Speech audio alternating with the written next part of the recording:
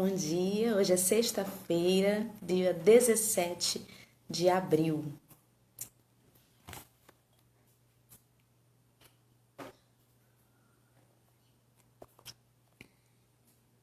Bom dia, gente, bom dia. Deixa eu botar o turno aí. Bom dia, Leci, minha prima querida. Tá com a cirurgia da cesárea marcada hoje. Oi, Dora, bom dia. Bom dia, meu amigo. Você vai fazer uma cirurgia hoje de cesárea? Não, eu Ah, não, a minha prima. Eu não, eu não. Quem vai fazer é minha prima. E ela acabou de dar bom dia, entrou aí, e aí já deve estar tudo numa dê certo para ansiedade. ela, graças a Deus, que tudo dê certo. É. Olha, quem me vê depois dessa quarentena vai mesmo achar que eu vou precisar de uma cesárea, viu? Porque é uma comilança dentro de casa Tá que demais, né? a gente resolve uns vícios e arruma outros, né? E essa cara da gente, essa hora da manhã inchada, que só vai desinchar lá pelas 9. Desse jeito. É um projeto que trabalha a vaidade do ser humano, É, esse, né? Você como eu sabe. não tenho nenhuma, graças a Deus, né? Olha, até tenho algumas, mas não essa da aparência, porque aparência não tem jeito mesmo, não. É o que a gente é. Acabou. É isso aí, né? Bom dia, Turra. Bom dia, todo mundo. Muito Bom bom dia, dia. amigos. Hoje estamos aí mais uma vez com o Marcelo, uma presença sempre muito querida. Nós estamos no capítulo 5 ainda, os Bem-aventurados os aflitos, e hoje a gente vai falar sobre o item 20, que intitula-se A Felicidade Não É Deste Mundo. Então é sobre isso que a gente vai tratar nesta É um item manhã, muito decepcionante, né, Dora? não é? É. Para as pessoas materialistas, para as pessoas que acham que estão orando a Deus para o sucesso da vida material, é um item que deixa a gente tão assim, tão, né? Vamos conversar bastante sobre ele, mas é muito importante, porque é bastante realista, né? Exatamente, põe os pés no chão da gente. Com certeza. Então hoje o Turra vai fazer a prece inicial e eu fiquei muito feliz, porque já tem um tempinho que eu não fazia a final. Ó.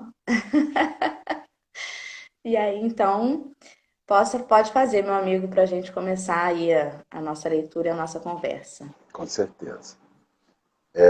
Nós vamos pedir aos nossos companheiros, aos nossos irmãos, nesta hora da manhã, que estamos acordando, em que nos reunimos num só desejo, num só pensamento, que nós possamos sentir a presença do mundo invisível, dos espíritos amigos, que velam pelos nossos lares, que velam pelas nossas vidas, que velam pelos nossos amores, pelo nosso mundo, a abraçar-nos, envolver-nos, nos dar uma injeção de ânimo. Os dias têm sido exaustos, exaustivos. Aguardar é uma arte difícil para as pessoas que estão neste mundo de ansiedades e angústias. Senhor, nós te rogamos, nós te pedimos, abençoar-nos nesta hora, abraçar-nos, a falar mansinho e baixinho nos nossos ouvidos. Aguente, você não está só. Nós seguimos junto a você. Nós precisamos sentir isso, precisamos ouvir isso, Senhor. Precisamos que essa mensagem de, de bom ânimo chegue aos lares espíritas e chegue, Senhor, mais ainda aos lares não espíritas, aos lares que têm urgência de retornar à vida lá fora, a fim de gozar, de usufruir. Chegue da mesma forma a estes lares, Senhor. Abençoe esse momento que vamos ficar juntos e fique conosco, hoje e no decorrer deste dia. Que assim possa ser. Que assim seja, graças a Deus. Então, é isso aí. Eu vou ler o primeiro parágrafo, então, para a gente começar aí a refletir, pensar e ver o que a gente vai comentar. Tudo bem?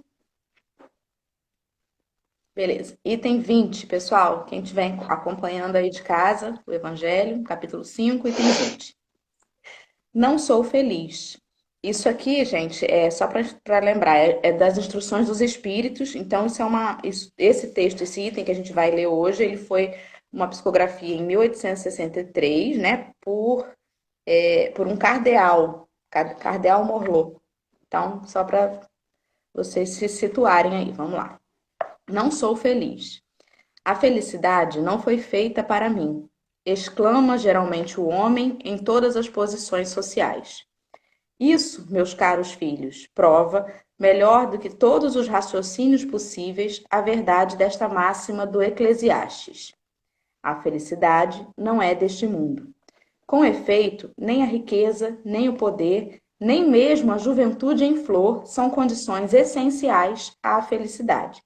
Digo mais, nem mesmo a reunião dessas três condições tão desejadas, porque incessantemente se ouvem, no seio das classes mais privilegiadas, pessoas de todas as idades se queixarem amargamente da situação em que se encontram. Então, só nesse primeiro parágrafo aí, a gente já consegue perceber que todas essas coisas que aparentemente a gente almeja, né?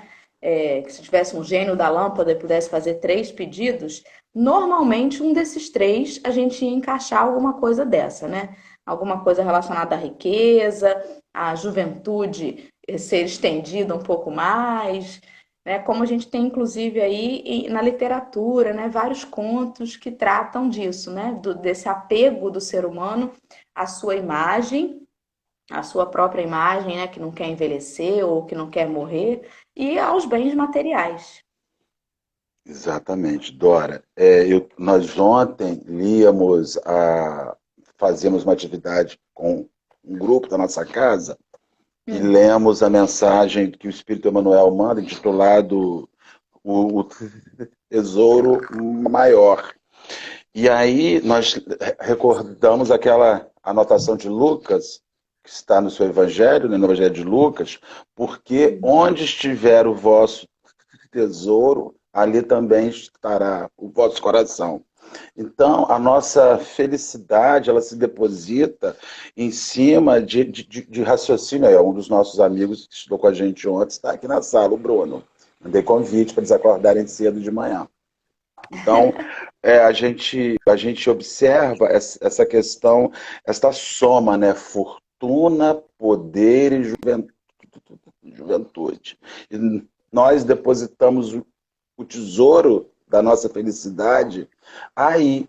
E aí o espírito, ele vai fazer essa reflexão que mesmo as pessoas que vivem na juventude, no poder, na fortuna, não encontram a felicidade. E é muito difícil, porque você gasta uma energia para ser feliz e vai perceber que na hora que você chega no seu objetivo, né?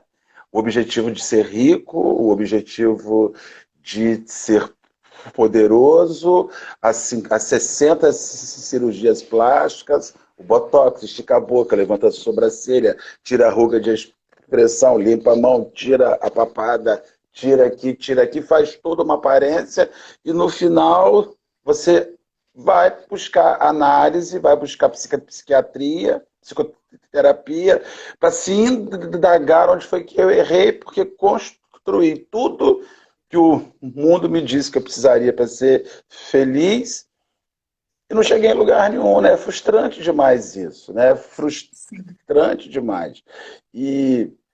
Mas é o choque de realidade que as pessoas estão precisando viver e que as casas espíritas e que nós espíritas e que nós lemos isso, que estudamos isso, precisamos nos conscientizar, estimular as pessoas a essa conscientização. Se me permite, só gostaria de ler uma frase que Emmanuel fala sobre isso. Ele diz o seguinte: o egoísta fala de seu tesouro exaltando as posses precárias. O avarento refere-se às mesquinhas preocupações. O gozador demonstra apetites insaciáveis. O fanático repete pedidos loucos. Ou seja, egoísmo, avareza, usufruto, aquelas pessoas que só sabem utilizar, os fanáticos, são aqueles que depositaram sua felicidade nisso. E é muito difícil quando você olha e vê, meu Deus, nada disso me deu o que eu queria. Porque se dinheiro fosse sinônimo de felicidade, se a força, se o poder fosse sinônimo de felicidade, se a juventude fosse sinônimo de felicidade, ninguém se matava. Quem fosse bonito, quem fosse rico, quem fosse jovem, quem fosse poderoso. E o que a gente mais vê, às vezes eu vejo notícias, eu falo, meu Deus, pessoas de 25 anos, bonitas, Sim, bem-sucedidas, ceifam as vidas por descobrir isso. E por não aguentar descobrir isso. Que a felicidade exato. não está nisso, né? A Geis até colocou uma coisa interessante aqui, olha, uma construção em cima dos valores estimulados pelo mundo. Se a gente deixar, a gente é engolido mesmo, né? Por É. essas coisas que o mundo nos diz que são as coisas que tem que estar aí, que tem que valer a pena, que estão no ápice e tudo mais. A gente se sente tendo que entrar nessa competição, porque senão a gente não vai ser percebido e a gente acha que não vai ser amado se não for inserido nesses padrões. Vai lendo. Adorei você Ó, lendo. O... diante de tal resultado, é inconcebível que as classes laboriosas e militantes invejem com tanta avidez as condições das que parecem favorecidas pela fortuna. Neste mundo, por mais que se faça, cada um tem a sua parte de labor e de miséria, sua cota de sofrimentos e de decepções, pelo que é fácil chegar-se à conclusão de que a Terra é um lugar de provas e de expiações. O que ele quer dizer é que, embora a gente fique aqui, né, às vezes invejando aqueles que estão passando a quarentena nos palacetes, isolados em suas casas maravilhosas, com todos os recursos, com ar-condicionado ligado todos os dias, embora de fora seja assim uma coisa invejável, a gente não sabe os tormentos pelos quais essa criatura lá dentro está passando, né? E que a todos, a cada um de nós, está com a sua cota de dívidas, né? A sanar com a lei de Deus. Ainda te digo, minha querida, que para esses a coisa pode estar sendo muito pior. Porque se a pessoa edifica esse tipo de construção para se posicionar ante os olhos dos outros, para causar inveja, para causar. Nem isso ele pode receber mais na casa dele, ele está só. Né? Então, no fundo, todos nós estamos experimentando a mesma quantidade de apreensão, solidão, medo do futuro, e não importa se a gente viva no palácio, se a gente viva numa choupana, até porque as pessoas elas vivem muito isso, né? A inveja é da natureza de uma alma infeliz. O miserável, ele inveja o que está possuindo demais. Mas você já percebeu quantas pessoas ricas às vezes se chocam quando elas veem uma pessoa simples, pobre, sorrindo? Né? É uma coisa esquisita, né? Porque ela deve ser muito ruim para o sentimento daquela pessoa dizer assim, Jesus, olha o que eu possuo e não possuo esse sorriso, não possuo essa serenidade, essa leveza, porque a vida, Dora, ela tem uma leveza para as pessoas que compreendem que a felicidade vai além daquilo que possui. O que não quer dizer que tenha gente que possua e que não seja leve. E que não saiba. Esse é Sim. o sucesso da vida, né? Então eu vejo muito isso, né? Essa leveza de se conduzir a existência, né? Que é daquele indivíduo que compreende que tudo que se tem na vida é uma transitoriedade de usufruto com data de validade. Né? Então eu vejo muito isso, né? E sinto que as pessoas infelizes, elas querem.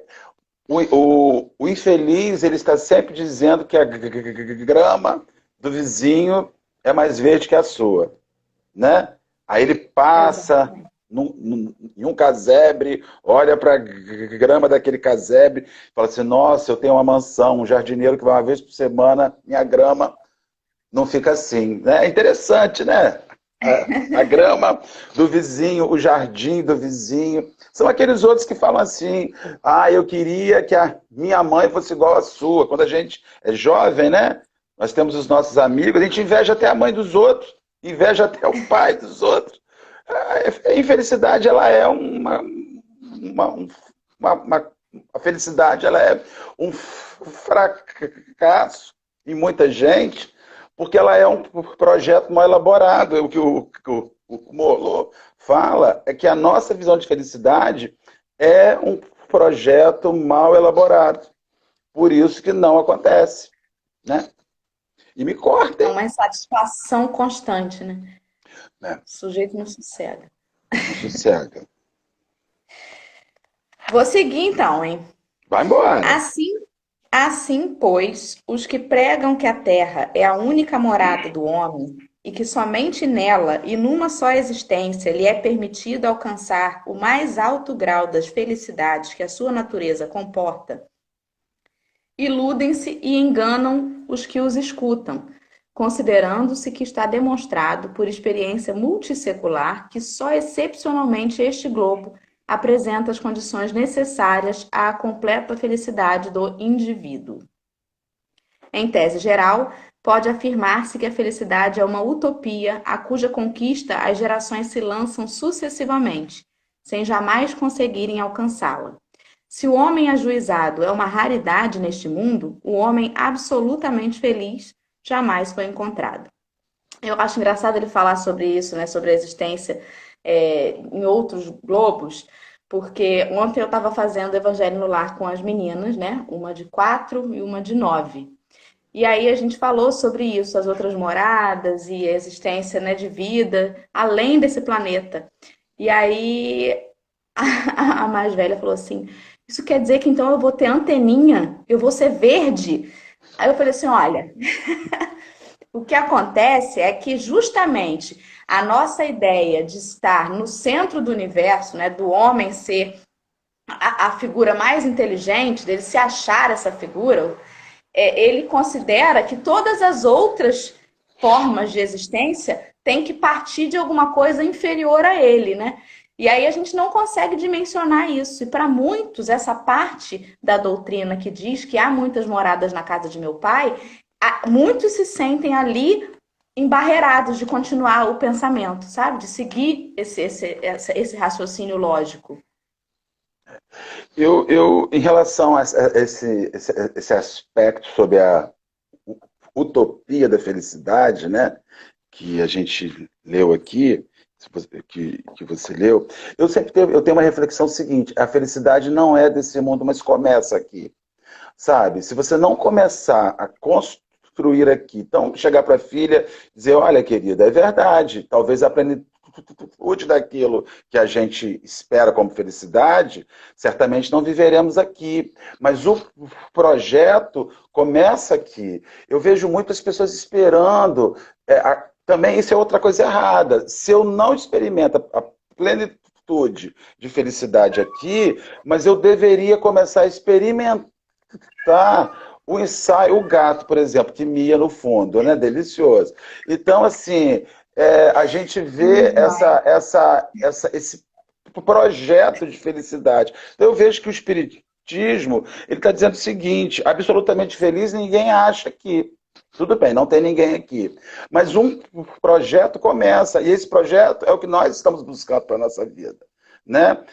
Eu estou iniciando o meu mecanismo de experimenta, fracassa, experimenta, fracassa. Eu achei que fosse isso, eu achei que fosse aquilo. Hoje eu descobri que felicidade é a minha casa com 35 metros quadrados, porque quando eu vou sair, eu só tranco uma porta.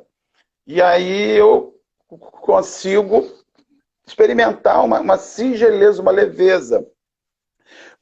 Sei, eu vejo muito isso. Eu acho que os espíritas, eles são como todos os outros, eles não acreditam muito nisso que está aqui, não. Tá entendendo? Eles acham que não, que dá para ser agora. que, que dá para ser engenheiro, ganhar 60 mil por mês, como se ganhava, dá para viajar o mundo, dá para voltar para o suave caminho 2 vezes por semana e ser feliz. Mas isso neutraliza um olhar, né? O dinheiro tira você desse olhar. O poder coloca você junto aos poderosos. O dinheiro coloca você junto aos ricos. A juventude te coloca com o jovem. Essa é a ideia, né? Então você para de olhar o que está ao seu redor. As pessoas se chocam agora. Eu acho que a coisa mais difícil de estar dos nossos lares agora é a quantidade de notícias que estamos recebendo. Eu não sabia que as pessoas morriam assim numa fila. Tem gente que não sabe, porque nunca viu. É complexo isso. Mas Entra numa bolha mesmo, né? Você uma fica bolha numa bolha. mesmo. E acredita-se que é feliz. Eu acho que o mais... Eu vou dizer para você que viver numa situação difícil já é complexo, já é ruim, numa luta, né? Agora, mais difícil ainda é quando você projeta, executa, chega, gasta energia e descobre que nada daquilo foi suficiente. Então, acho que deve estar sendo um sofrimento para rico, para poderoso, para jovem, para aquelas pessoas que vivem dentro de uma academia, mostrando seus corpos, que vivem numa praia usando seus biquínis, suas sungas, para serem observados com seu 0,4 de gordura, e que aquilo era felicidade, e agora não tem como mostrar o meu 0,4 de gordura porque eu estou dentro de casa. Deve ser angustiante isso, né? Eu acho que deve ser. Por isso que eu estou feliz com as minhas gorduras, que estão sempre aqui, estiveram antes da quarentena e vão estar depois, se Deus quiser. A Valéria colocou aí que a gente vai encontrando a felicidade à medida que a gente vai exercitando a reforma íntima. Mas essa reforma íntima é justamente o que o Marcelo está falando, de você, nesse momento, estar sendo obrigado a encarar suas próprias sombras, a perceber a bolha em que você está. E, às vezes, as pessoas têm uma... A primeira reação é a negação. E aí fica difícil, né? Quando você não quer olhar, não quer ter esse olhar, porque esse olhar não é bonito, você não admira aquele ser que você se tornou ou aquela busca que você fez até hoje, e às vezes a gente recua, né? Então, é realmente a reforma íntima o caminho, mas é preciso que a gente tenha essa determinação e essa humildade de olhar para o que a gente está fazendo e perceber que às vezes não é por aí, não está legal. Eu preciso repensar isso. E ainda mais essa reforma íntima que está sendo exigida de forma compulsória, porque ninguém foi consultado se queria ficar um mês dentro de casa pensando na vida, né, refletindo sobre o que construiu e descobrindo que toda a construção que se fez nesse momento está servindo para pouca coisa, pouquíssima coisa. O desespero é o mesmo que está batendo em todas as pessoas. E o mecanismo de educação precisaria ser o mesmo, né? Segue aí, senão não Mais ou sai daí. menos, Marcelo. Tem gente que absolutamente não tá batendo desespero e tá achando que tá tudo bem mesmo, que tá tudo normal. Mas eu ainda acho que vai chegar a hora, né? É, talvez. Eu acredito que eu tenho feito muitas conversas por WhatsApp. Eu nunca gostei muito de WhatsApp, de coisa virtual, não. Até mesmo esse momento assim, que a gente está fazendo, para mim está sendo uma descoberta muito interessante. Porque sempre fui muito de lidar fisicamente com as pessoas. Mas eu tenho conversado muito com pessoas, inclusive pessoas espíritas, né? E já começou, sim, a bater, principalmente nos companheiros espíritas, esse momento de quarentena, ele está levando a gente a confrontar a nossa parte feia, a confrontar os nossos medos, a confrontar os nossos terrores, a confrontar os nossos horrores, a confrontar a nossa desesperança. Aquilo que a gente sempre disse, eu confio, eu acredito, aquela frase, foco, força e fé, que a gente repete, foco, força e fé. Agora eu estou sendo chamado a isso no meu aspecto íntimo, né? E eu estou começando a perceber as pessoas, elas surtando, dando defeito. Tem dia que eu me dá defeito. Eu falo, Senhor, quando é que isso vai acabar? Aí, na mesma hora que a gente sente isso, eu não sei se você experimenta isso, tem horas, aí eu falo assim, peraí, isso é a lição. Então a lição vai acabar quando a gente aprender. e você está aprendendo que aí está começando o seu caminho de felicidade real, do que realmente importa. Minha mãe fez 80 anos de vida ontem, comemorou aniversário, e eu fui lá num misto de felicidade e de dor, né, por limitações físicas, como eu sofri por não dar um abraço quando eu queria dar. Doloridíssimo, muito dolorido.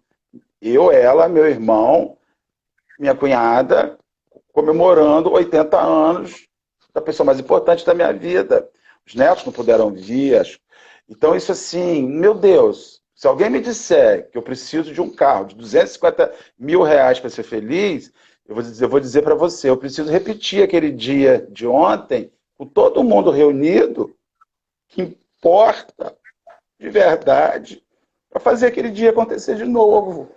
Então, assim, isso mexe muito comigo, sabe? É verdade. Mexe porque eu descobri, a gente está descobrindo na marra o que vale, o que importa. E a gente sempre ouviu isso na casa espírita. Eu peço desculpa até aos companheiros pela minha emoção, mas a gente sempre escutou o que importava realmente. Agora eu tenho certeza do que importa. E o que vale é recomeçar de certo, de maneira honrada, certa, porque ontem eu senti falta de puxar e agradecer e dizer para ela tudo isso. Eu falei, mas não falei como o meu corpo queria, sabe? É muito dolorido. Aí você fala, meu Deus, aquele perfume que você tem dentro do seu armário, que você achava que era protótipo de felicidade, não te permite isso, sabe? Me tocou muito. Ontem, foram os dias mais difíceis que eu tive nessa quarentena, por conta dos 80 anos da minha mãe, uma data tão emblemática, tão simbólica, que eu não vivi como eu queria, sabe? Foi muito difícil, muito. Parar de falar disso. Desabafei no seu programa. Quem não tiver com os olhos marejando, que atire a primeira pedra, hein? Ah, Pelo foi amor de muito, Deus. muito dolorido, Dora. E assim, eu falava assim, meu Deus do céu. Aí às vezes a gente ouve pessoas dizerem assim, eu daria tudo da minha vida para ter esse momento. Eu passei ontem assim, falei, gente, o que vale a bobagem que você construiu na vida quando você tira esse momento tão mágico, tão importante, né? Muito triste. Muito triste, porém, muito educativo. Extremamente educativo. E tem que tirar a lição disso. Com Vamos embora. certeza. Vamos embora, Marcelo. Quer ler um pouquinho? Não, quero ler não. Você está ótimo, sua voz é linda. Vamos lá. Aquilo em que consiste a felicidade na Terra é coisa tão efêmera para aquele que não se deixa guiar pela ponderação que, por um ano, um mês, uma semana de satisfação completa, todo o resto da existência é uma série de amarguras e de decepções. E notai, meus caros filhos, que falo dos felizes da Terra, dos que são invejados pela multidão. Eu falei aqui certa vez de uma experiência que fizeram com umas crianças que eu não vou saber citar onde foi feita, em que instituição que fez, mas enfim. Botavam umas crianças individualmente numa sala, botavam um saco de doce e dizia assim, olha, você pode pegar um doce agora, ou se você esperar 10 minutos, você pode levar a sacola inteira. A maioria das crianças queria pegar o doce daquele momento. E é um pouco a gente isso, sabe? Você sabe o que te espera lá na frente, mas às vezes você não está ainda com aquela disposição de segurar as pontas, de passar por aquilo. Você quer a satisfação do momento. Você às vezes troca alguma coisa maior por aquilo que você está vendo ali no momento, que te parece mais palpável e aquela coisa mais imediatista, né? E muitas vezes isso tem consequências lá na frente. Com certeza. E essa felicidade que aparentemente é efêmera, eu acho que eu pulei um parágrafo mesmo. Não, não pulou não. Não, pulei não. Pulou Pulei não. não. Pulou não. Que aparentemente é efêmera, ela lá na frente, ela vai te dar uma recompensa maior, né? Então é o que a gente vem falando nesse capítulo sobre resignação, sobre resiliência, sobre a paciência mesmo, né? Do pobre de espírito, de aguardar o seu momento. Quer comentar ou vou seguir? Não, pode seguir. Consequentemente, se a morada terrena se distingue por ser um local de provas e de expiações, há que se admitir a existência, em algum lugar, de moradas mais favorecidas, em que o espírito do homem, embora ainda aprisionado num corpo de carne, desfruta dos prazeres inerentes à vida humana em toda a sua plenitude. É por isso que Deus semeou no vosso turbilhão esses belos planetas superiores, para os quais os vossos esforços e as vossas tendências vos farão gravitar um dia, quando estiverdes suficientemente purificados e aperfeiçoados. Deixa eu comentar um pouquinho disso daqui, né? Isso daqui reflete muito o nosso horror da morte, né? Muitas pessoas falam assim, não, eu quero a Terra, eu não quero sair da Terra. Eu quero morar em Rio das Ostras, na Costa Azul, ou do Marileia, eu quero viver em Rio das Ostras, porque eu amo o Rio das Ostras. Então a gente acaba tendo medo, dizendo que não, que queremos viver aqui. Na verdade, eu acredito com muito esse medo da morte e o medo de esperar por esse mundo, quando os espíritos falam, olha, tem mundos melhores aqui, mas isso esbarra com o nosso íntimo, que se pergunta sempre, mas eu mereço esse mundo melhor? Quando você olha para dentro de você e sabe que você é, por que a gente tem tanto horror da morte? Né? Por que a gente tem tanto medo da morte? Né? Nós temos muito medo da morte. A Mocidade que escreveu aí, Maybe Mocidade, nós temos muito medo da morte, porque nós somos muito ricos de espíritos, rico de orgulho, rico de egoísmo, rico de vaidade. Falta-nos esta pobreza de sentimentos vaidosos e gigantescos que nos colocam numa situação. Todo mundo que tem medo de morrer é aquele indivíduo, todo mundo que tem medo dessa perspectiva de viver em outro lugar, é aquele indivíduo que, quando olha a forma que vive e alinha ela com a consciência, que é a lei de Deus escrita, dá choque. Dá choque. Quando você edifica todo o seu caminho de felicidade, em poder, em fortuna e em juventude. A lei de consciência, ela diz que não é isso que determina o seu estado de alma, o seu estado de contentamento, aí você começa a pensar que tudo que você construiu não se alinha com a sua consciência, e a sua consciência é a lei de Deus, que te chama e te alerta sempre, né? E a gente olha e fala assim, Jesus, se eu morrer hoje, o que me aguarda não é bom. Porque tudo que eu fiz, ou grande parte do que eu fiz também, é exagero dizer que tudo, né? Então, se eu não consigo me alinhar com esse mundo, como eu vou me alinhar com um mundo superior, né? Como eu vou me alinhar com uma sociedade mais evoluída? É por isso que ouvir essa mensagem dos Espíritos é repensar a nossa existência para começar uma felicidade, começar um projeto de felicidade. Agora, consolidar-se-á, nossa, olha a mesóclise, consolidar-se-á num futuro, provavelmente numa esfera superior que iremos viver. Né? É esse processo aí.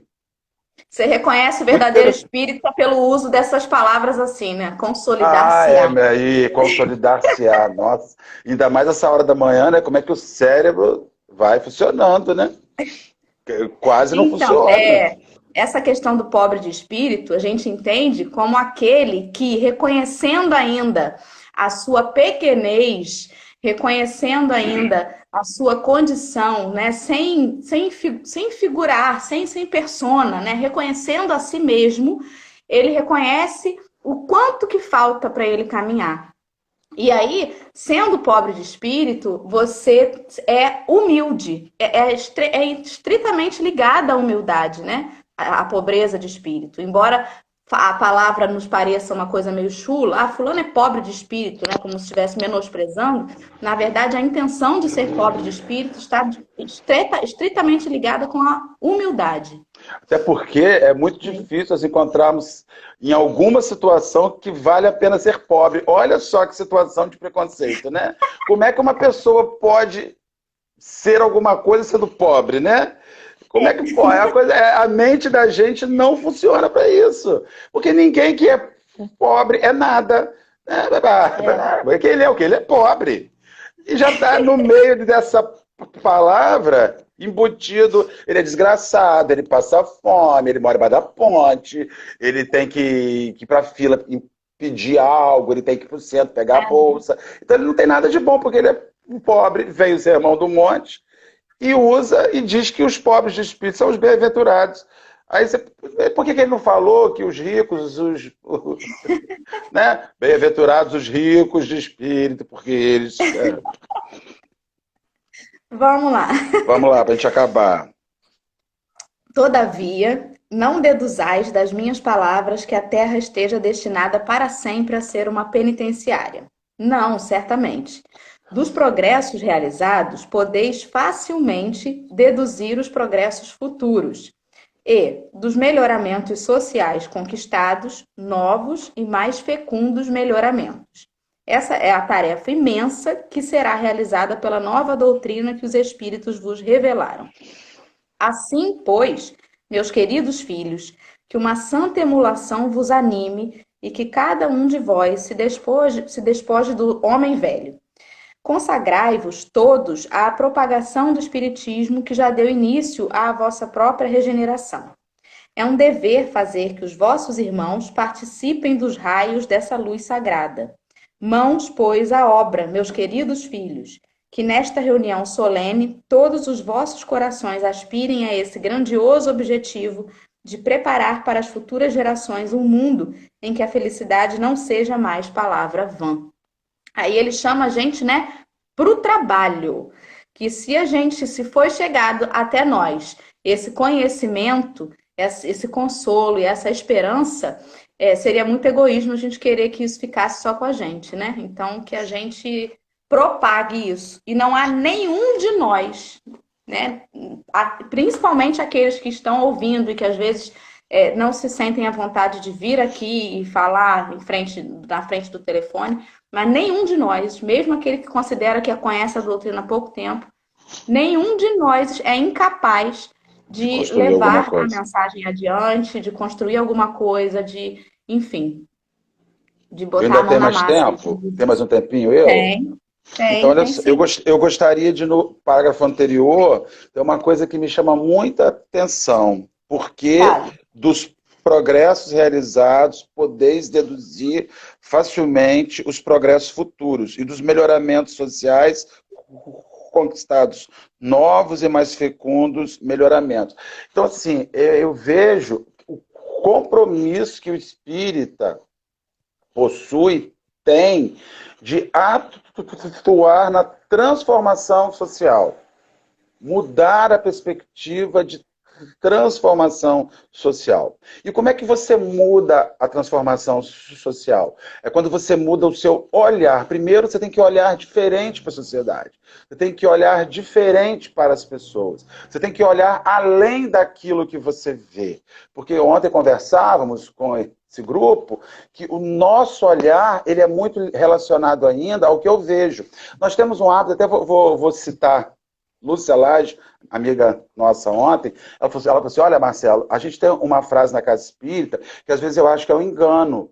Quando alguém diz assim, o silêncio é uma prece. Sabe por quê? Porque você não sabe os gritos que estão na cabeça daquela pessoa silenciosa. Então, assim, eu não sei o que passa ali dentro. Às vezes você está numa instituição espírita, sentado, e o companheiro está ali silencioso, né, com aquela aparência severa, firme. E quando eu entro, o cara fala assim, ia lá, o orador espírita com brinco. A que ponto o centro espírita chegou? Então a gente vê que as pessoas, elas não são silenciosas. Na verdade, você não sabe o que está passando na cabeça daquela pessoa, né? Então, é a questão da aparência. Antigamente, Dora, sou muito mais velho que você, tenho 51, você deve ter 28. Então, antigamente, né? Não muito antigamente, vinha alguém e falava assim, olha, que senhor distinto, que senhora distinta. Olha como ela se veste, olha a mão, o café, olha como ela segura a xícara, olha como ela bebe, não faz barulho, não chupa. quando ela bebe, olha, olha. E aí a gente começa a pensar que construiu-se toda uma ideia, como essas pessoas são felizes, como essas pessoas são bacanas, como essas pessoas isso tudo o Evangelho vai e diz, primeiro lugar, nenhuma delas são felizes. Elas estão sob uma persona que você falou anteriormente. É a máscara social. Eu quero que todo mundo me veja e veja o quanto eu estou bem. O quanto a minha vida é maravilhosa. O quanto os meus filhos são educados. O quanto filho meu não fuma maconha, filho meu não cheira cocaína, até porque se fizer eu não vejo, então não faz. Isso é espírita, né? Então nós temos uma vida feliz. Ninguém tem uma vida feliz. Nós temos projetos de vida. Quando eu começo a escutar gente feliz demais, porque está tudo muito bem, porque minha vida está bem. Eu conheci gente muito feliz, um dia separou. Eu falei, gente, como é que você.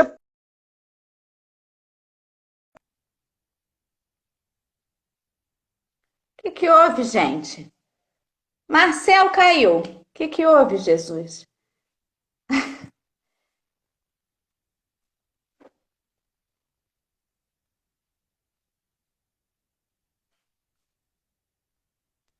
Voltei. Travou. Meu Deus! Não, então assim, a gente fica se pensando tanto sobre felicidade e em determinada hora a gente faz a descoberta, né? Que essa aparência que eu consolidei, que eu edifiquei, não é real. E o primeiro mecanismo que eu acredito é a gente poder de dizer assim, é, Jesus, eu não sou isso que eu aparento para as pessoas, né? E no final ao fim, nós vamos superar e vencer isso tudo. Acho que acabei, Exatamente. né? A Gleice esteve com a gente aí esses dias, essa semana, e ela falou justamente isso. A gente estava falando que depressão não tem cara, né? E que uma das coisas que mais chama atenção a ela para falar, peraí, tem alguma coisa errada com essa pessoa. Quando ela começa a conversar e tá tudo bem, tá tudo ótimo. E em casa tá ótimo, e no trabalho tá maravilhoso, e a família é perfeita. Aí ela diz que já é o ponto em que ela pensa assim, tem alguma coisa errada. Com certeza, com certeza. E a gente vai descobrindo que não é feio não ser feliz. Sim. Não é feio, você não fracassou por não ser feliz. Eu acredito até que descobrir-se infeliz nas conquistas, nas escolhas que se fez errado é um ato de sabedoria profundo. Sabe? Como eu descobri coisas, o dia que eu comecei a descobrir que eu estava depositando a minha felicidade, o meu aspecto de felicidade, naquilo que não era. E aí eu falei, meu Deus do céu, estou gastando minha energia, porque isso também é a questão, né? O gasto energético que se faz para conquistar algo, e lá na frente vem a conta de luz. A conta de Uhum. energia gasta. Uma hora vai chegar essa conta pra gente, né? Dora, 15 horas de trabalho por dia, de segunda a sexta. Ah, mas eu preciso, é porque eu tô com sonhos, com projeto. Lá na frente vem a conta. Aí fala assim, nossa, as meninas, Dora, foram educadas na escola, as meninas foram educadas pela babá, mas a professora não tinha com as meninas o compromisso que você tem. A babá não tinha com as meninas o compromisso que você tem. A maternidade era sua, você foi cavar essa maternidade. Se vira com ela, o problema é seu. Né? Então, assim, essa descoberta, eu acho tão maneiro, né? Muito maneiro. Os conceitos de felicidade. É muito interessante como nós deturpamos isso. Né? Só para eu acabar, que eu estou falando para a Dedéu, como nós deturpamos esse conceito de felicidade. Porque quem ensina para o nosso filho que aquela roupa X é importante, não é o outro, é a gente, né? Porque é a gente que consome a primeira vez. Quem ensina para o nosso filho o que vale na vida em torno de felicidade somos nós. Então é complicado entendermos que o projeto de felicidade que alguém, por equívoco, que é a nossa família, imputou sobre nós, a gente tem que desconstruir esse projeto em cima dos nossos filhos, né? Como deve ser muito dolorido dizer assim, nossa, eu amo a minha mãe, eu amo o meu pai, mas como eles me colocaram o tesouro da vida num lugar que não é o lugar real, né? Deve ser acho que deve ser mais sofrido é isso. É quando você tem que ser alguém na vida. Exatamente. Na verdade, Vai.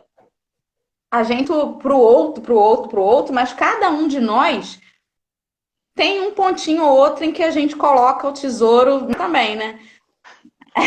Tem, com certeza. A gente não está livre disso. Então, se a Não, o gente tempo também dá uma inteiro. olhada para dentro, a gente Revendo vai isso. perceber. Exatamente. Isso aí, Então, crianças. Muito obrigado pela paciência aí. Já estou aguardando o próximo convite. Né? então hoje, como o Marcelo deixou eu encerrar, eu trouxe uma, uma música para a gente ouvir e seguir logo com a prece, tá?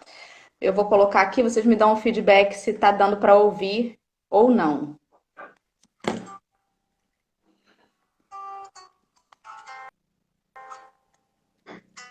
Dá para ouvir? Então, assim, eu não sei pelo que cada um tá passando, mas todos nós passamos por várias situações, né? Vamos nos concentrar aí. Onde está seu sorriso? Onde se escondeu? Se eu sei, é difícil esquecer o que aconteceu, mas também sei que a vida nada traz sem razão. Um instante de dor numa vida de muito amor, regeneração. Traga seu melhor sorriso, faça o melhor possível, nada deveria lhe deter. Siga essa sua estrada, cada passo é uma jornada. Saiba encontrar a sua fé. Por onde andará? Senhor Deus, agradecemos nessa manhã a oportunidade de tão profundas reflexões. Cada um de nós, em nossas dores muito particulares, em tudo aquilo que cada um está descobrindo nesta oportunidade. Muitas vezes nos sentimos fracos, reconhecemos quão longo ainda é o caminho que devemos percorrer. Por algumas vezes nos sentimos desencorajados, Senhor. Mas sabemos, Pai, que a cada novo amanhecer, Tu renovas as nossas esperanças, nos faz sentir verdadeiramente amados e fortalecidos. Nos levantamos todas as vezes e buscamos continuar a caminhada. Perdoa-nos, Senhor, pelos momentos em que a nossa fé esteve tão vacilante. E obrigada por encontrar em cada um de nós aquilo que já brilha, que já pulsa para o mais alto. Que a energia deste encontro nessa manhã tão rica de emoções envolva os nossos amores, todos eles, aqueles que não podemos nesse momento abraçar e dizer coração a coração num abraço o quanto amamos. Que também possamos, em pensamento, estar com aqueles que já retornaram ao plano espiritual e tantas saudades laceram o nosso peito. Obrigada, Pai, pela imortalidade da vida que nos espera e nos unirá em algum momento a todos, longe de todos os problemas que nos parecem tão grandes e são tão efêmeros e tão necessários ao nosso crescimento. Continue conosco, abençoando-nos os propósitos no bem, incentivando-nos, guardando-nos naquilo em que precisamos, Senhor. Agora e sempre, graças a Deus, que assim seja. Oba! Ô, Dora, muito obrigado. Muito obrigada, viu? Tô Desculpa feliz as minhas demais. lágrimas aqui que foram hoje não incontidas. Porque eu estava precisando também, acho que eu estava precisando me soltar. Não tinha feito isso ainda não, hein? Foi a primeira vez que eu fiz e foi muito bacana. Tá bom? Muito obrigado, querido. Valeu. Espero que a gente esteja junto aí de novo em breve. Estou te Um bom esperando, dia para só me todos. chamar. Gente, um beijo para Muito todos. obrigada, viu? Um ótimo final de semana. Fiquem descansando bastante. Depois dessa semana de muita casa, é mais casa ainda. Um beijo, bom dia. Tchau, bom dia.